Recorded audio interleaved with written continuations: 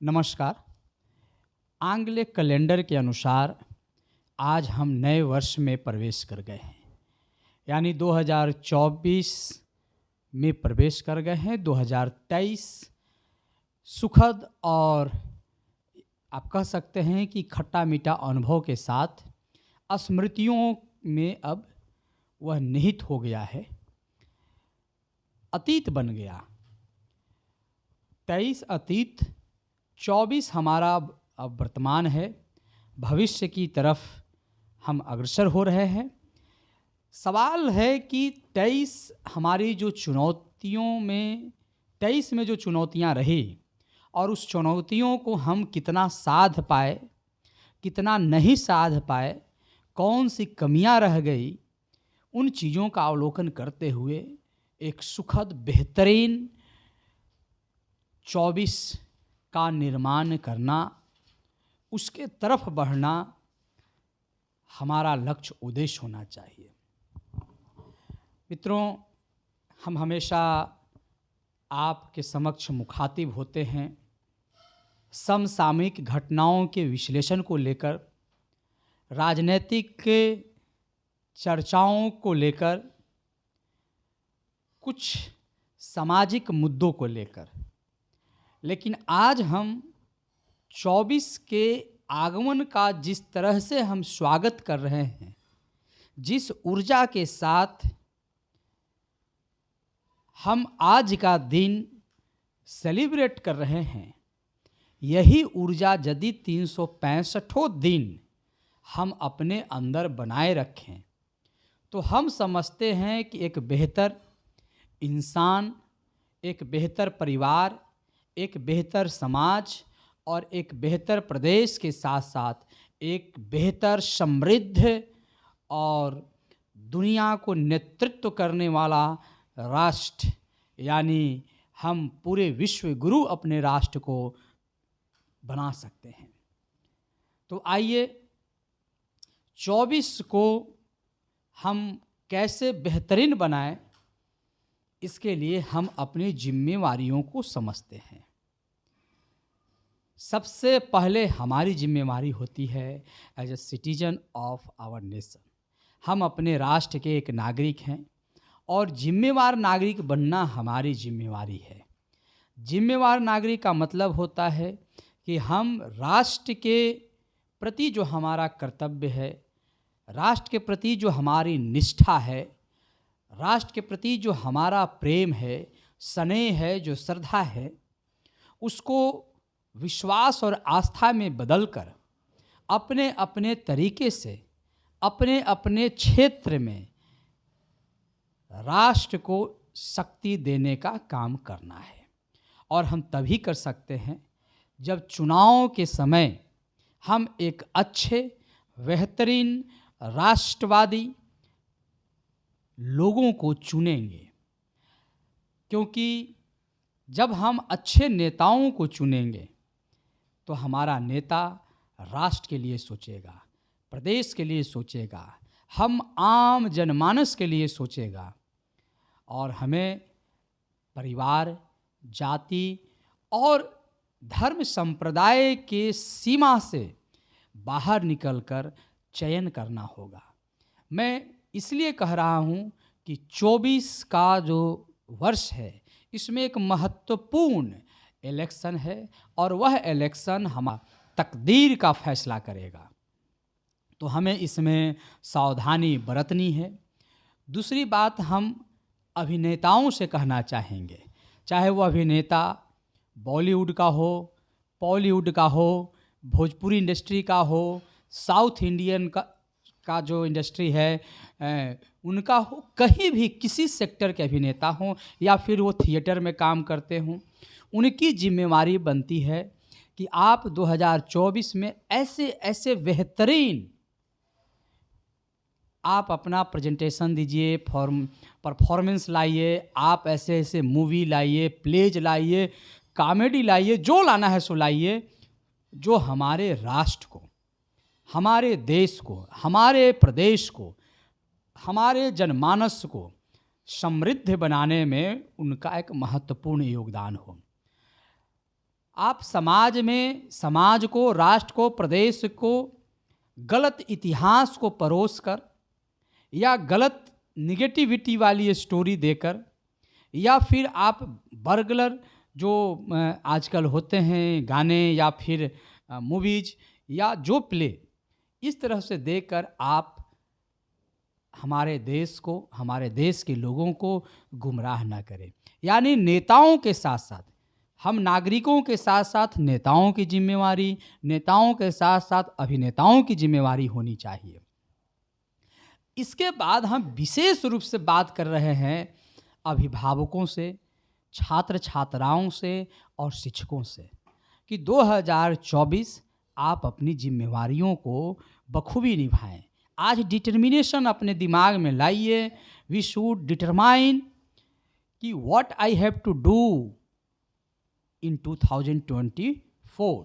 हमें 2024 में क्या करना है, what I should not do, हमें क्या नहीं करना चाहिए, व्हाट्स आवर रिस्पॉन्सिबिलिटी, हमारी जिम्मेवारी क्या है। तो शिक्षक की जिम्मेवारी है, चाहे वो गवर्नमेंट स्कूल के शिक्षक हों या फिर प्राइवेट स्कूल के शिक्षक हों या प्राइवेट टीचर हों या ट्यूशन टीचर हों, ट्यूटर हों, मेंटर हों, आप ऑनेस्टली अपने बच्चों को सही दिशा में, सही मार्ग में, अच्छे प्लानिंग के साथ आप अपने बच्चों को मार्गदर्शित कीजिए, आगे ले जाइए। 2024 आप बेहतरीन बनाइए, अपना भी और बच्चों का भी। छात्रों से, क्योंकि ये 2024 के शुरुआत में ही एग्जामिनेशन मंथ शुरू हो जाता है, तो उनसे भी यह आग्रह होगा कि आप बेहतरीन स्टूडेंट बनकर रहिए, एक अच्छा छात्र बनिए और अपना परफॉर्मेंस इतना बेहतर दिखाइए कि 24 बूम करे। तो क्या आप छात्र तैयार हैं 24 को बूम करने के लिए? अब कैसे करिएगा, इट्स योर रिस्पॉन्सिबिलिटी। आपको अपना मंथन करना है। हर छात्र के, हर शिक्षक के, हर नेता के, हर अभिनेता के, हर नागरिक का एक अपनी चुनौती होती है और उस चुनौतियों से उसे खुद लड़ना होता है, फेस करना होता है। अब आप कैसे उसे फेस करिएगा, how to face your own challenges, it's your responsibility, it's your duty, और you have to learn how to fight. तो ये सारी चीज़ें आप पर निर्भर करता है और हम समझते हैं कि इन सब चीज़ में कॉमन बात है कि आप अपनी जिम्मेवारी बेहतरीन निभाइए, आप फाइट कर जाइएगा, आप बेहतर करिएगा, आप बूम करिएगा। किसान भाइयों से भी मेरे आग्रह है, क्योंकि हमारा देश कृषि प्रधान देश है और देश की आबादी का अधिकांश लोग इसी पेशा पर निर्भर करते हैं। तो किसान भाइयों को भी अब परंपरागत कृषि से हटकर कुछ आधुनिक और कुछ वैज्ञानिक तरीके से कृषि में अनुसंधान करने की ज़रूरत है और ऐसे खेतों को करें, खेती करें, खेतों में ऐसे फसल लगाएं जो कैश क्रॉप हो और हमें मुनाफा दे। इमोशन नहीं, मोशन से काम करें और प्लानिंग के साथ आप काम करें।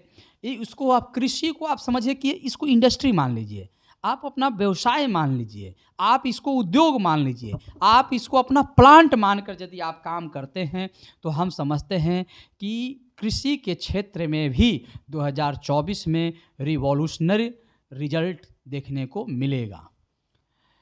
नौजवान साथियों से बात करेंगे कि आप इस दुनिया के आकर्षण जो है, जो आपको भटकाव की तरफ ले जाता है, खास करके जो आपके हाथों में सेल फोन है, उसका पॉजिटिव यूज करिए, निगेटिव चीज़ों को अलग रखिए और आप अपना बेहतर भविष्य बना, क्योंकि we are in the economic world, हम लोग आर्थिक दुनिया में हैं और बिना इकोनॉमी के अब कुछ नहीं हो सकता है। तो नौजवान जो खास करके ग्रामीण परिवेश में रहते हैं और इधर उधर अपना समय बर्बाद करते हैं, इस नाम पर बर्बाद कर रहे हैं कि उनके पास कोई काम नहीं है, उनकी कोई रिस्पॉन्सिबिलिटी नहीं है, उन्हें समझ में नहीं आ रहा है, तो आप कुछ न कुछ अपने हिसाब से काम को सोचिए। नौकरी पेशा करने वाले नौजवान जो अपेक्षा रखते हैं उसकी तैयारी करें, बिजनेस वाले बिजनेस करें, फौज में जाने वाले लोग दौड़ें, एक्सरसाइज करें, मेहनत करें, परिश्रम करें, यानी 24 को बेहतरीन बनाना है। और ख़ास करके महिलाओं से। महिलाएं जो हमारी होती हैं, मातृशक्ति होती हैं, उनमें असीम संभावनाएं और शक्ति होती है। परमपिता परमेश्वर की उन पर असीम कृपा होती है। तो महिलाओं को चाहिए कि वो अपने आप को कमज़ोर न समझें, स्वावलंबिता के तरफ बढ़ें और कभी ये मत सोचें कि वे महिला हैं और वे चार दीवारी के अंदर ही बेहतर दिखती हैं और बेहतरीन लगती हैं। नहीं, अब हम जिस सदी में चल रहे हैं और जिस युग में प्रवेश कर गए हैं, महिलाओं को यह सोचना चाहिए कि हमें पुरुषों के कंधे से कंधे नहीं, 2 कदम आगे चलना है, क्योंकि उनको भगवान की कृपा से महिलाओं में शक्तियाँ ज़्यादा होती है। ईश्वर उन्हें आदि शक्ति प्रदान की हैं। तो युवा और युवतियों से, महिलाओं से, क्योंकि उन पर जिम्मेवारियाँ भी बहुत होती है, परिवार की मान मर्यादा, समाज के प्रतिष्ठा, और ख़ास करके उनमें जो मातृत्व की जो शक्ति है, जो वात्सल्य है, अद्भुत होता है। वो भगवान किसी को नहीं दिए हैं, सिर्फ महिलाओं को मिले हैं, हमारी नारी शक्ति को मिला है। तो ये सारी चीज़ें हैं और हमको लगा कि हमें इस विषय पर आज बात करनी चाहिए। हमने भी अपने जीवन के लिए कुछ डिटर्मिनेशन लाए हैं, हमने भी आज कुछ निर्णय लिया है, उस पर मैं कल बात करूँगा कि हमें 24 में किस तरह से काम करना है और 24 का क्या प्लानिंग है, इस पर हम बात करेंगे, आपसे संवाद रखेंगे। तो फिलहाल आप सबको आंग्ल कैलेंडर के अनुसार, जी हमेशा आंग्ल कैलेंडर इसलिए कहते हैं कि मैं अपने आप को सनातनी मानता हूँ, सनातन में विश्वास रखता हूँ, उसकी परंपराओं में हमारी आस्था है।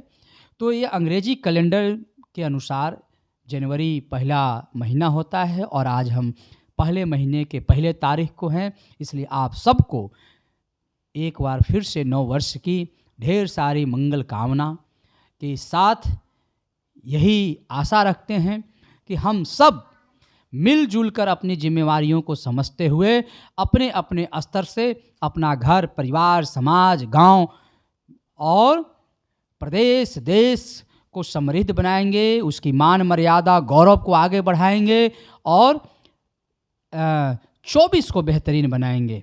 आप सबको सादर प्रणाम। जय हिंद।